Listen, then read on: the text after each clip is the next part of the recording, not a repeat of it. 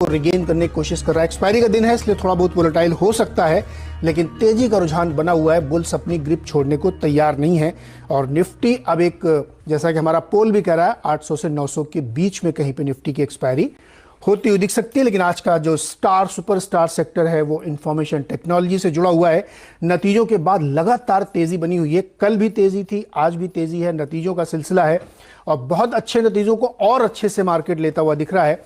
Across the board आप किसी भी स्टॉक पे नजर डालिए आईटी शेयरों में तो आपको बेहतरीन तेजी देखने को मिली। कुछ पहले नजर डाल लेते हैं कुछ पे। एल&टी टेक्नोलॉजीज का शेयर दिखाइए, क्या शानदार तेजी आई है इसमें, 14-15% ऊपर है। विप्रो आपके सामने इतनी बढ़िया तेज दिखा रहा है। इन्फोसिस नतीजों के बाद फिर इसमें भी मजबूती बनती हुई दिख रही है। तो तमाम ये जो शेयर्स हैं आईटी सेक्टर्स के, उसमें इस पैंडेमिक के दौरान जो चेंजेस हुए, जो बिजनेसेस आए, जो बड़ी बड़ी डील्स आई, हेडकाउंट्स बढ़े, उसका असर आपको देखने को मिल रहा है। इसलिए आईटी शेयरों में जबरदस्त है, छोटे से बड़ा सारा। Even eClerx, Birlasoft, Happiest Mind हाल की लिस्टिंग है। हैप्पीएस्ट माइंड तो रॉक स्टार है, क्या 1400 का टारगेट अचीव कर चुका है और हमें लगता है यहां से भी मजबूती का रुझान बना हुआ है। बिरला सॉफ्ट को देखिए आप, 5.5% की ऊपरी के साथ माइंड कर रहा है और हैप्पीएस्ट माइंड 1400 को बहुत कंसिस्टेंटली 8-9% की तेजी के साथ इसने पार किया है। लेकिन कई और सेक्टर्स हैं जहां पे रैली लगातार कई दिनों से जारी है। उनमें से एक सेक्टर है जो इक्विटी मार्केट से जुड़ा हुआ है, जिसको हम लोग रोज चर्चा करते हैं, जिसमें सीडीएसएल आते हैं, केम्स आता है और एंजल ब्रोकिंग नतीजों से पहले तेजी है। तो ब्रोकिंग स्टॉक्स, बिजनेस बढ़ रहा है, इक्विटीज में लोगों का रुझान बढ़ा है, उसकी वजह से आप तेजी देख रहे हो। तो आपका कोई भी सवाल हो तो आप हमारे साथ जुड़िए। हमारा व्हाट्सएप नंबर है 7045220000। अपने सवाल हमसे पूछिए, सभी सवालों का जवाब मिलेगा आपको। जो भी आपके मन में दुविधा हो, ट्रेड थोड़ा सेटल हो चुका है और आपके जवाब देने के लिए हमारे साथ जुड़ गए हैं प्रकाश गाबा जी। गाबा जी, ये इतनी जो शानदार तेजी देखने को मिल रही है निफ्टी में, बैंक निफ्टी में और एक्सपायरी के दिन, क्या रुझान बन रहा है आपका सर निफ्टी में? नमस्कार, गुड मॉर्निंग टू यू। जैसे कि मैंने सुबह बताया था कि 15,750 ये स्ट्रॉन्ग सपोर्ट जोन है। 3 अटेम्प्ट हुए न्यू हाई के लिए और नॉर्मली चौथा अटेम्प्ट सक्सीड होता है, उसमें पावर होता है। तो ये एक पावर आज अटेम्प्ट मेरे ख्याल से 15,900 का ट्रेड कर रहा है, ठीक लग रहा था। अब भी किसी को लेना है तो ले सकते हैं। 15,850 जुलाई फ्यूचर्स में लगाकर चले स्टॉप लॉस का, तो अपसाइड करीब 16,000 के अब भी एक पॉसिबिलिटी है।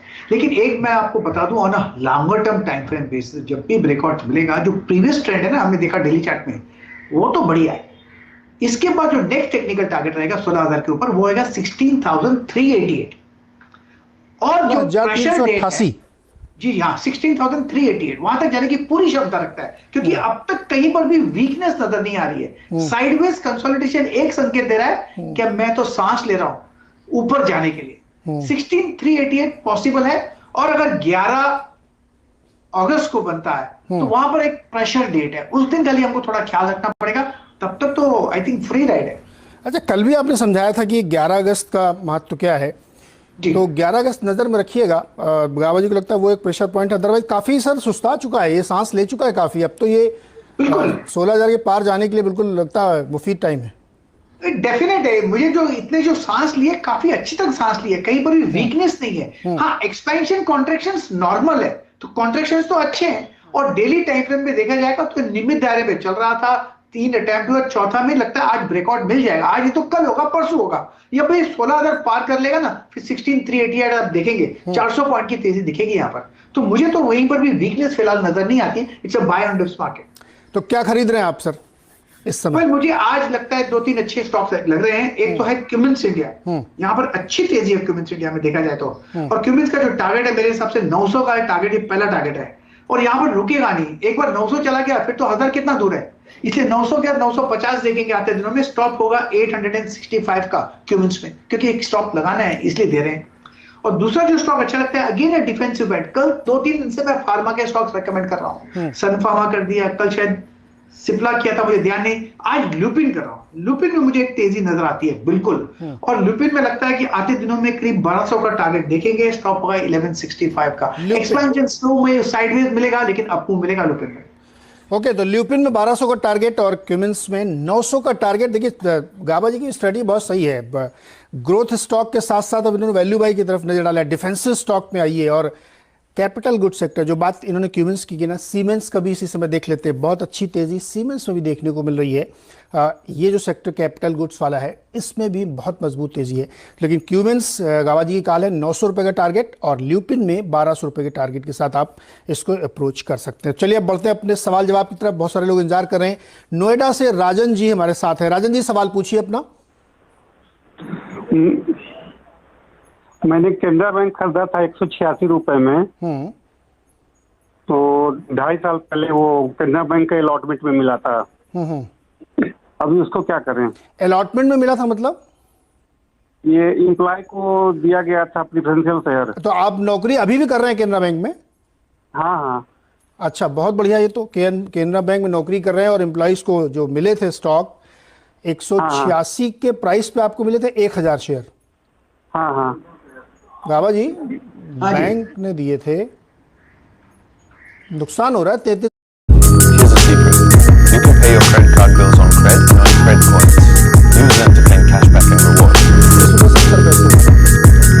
बहुत दुख होता है क्योंकि यहाँ पर नौकरी करो, नुकसान दे दो और उसी में इन्वेस्ट करो और उसी में नुकसान हो।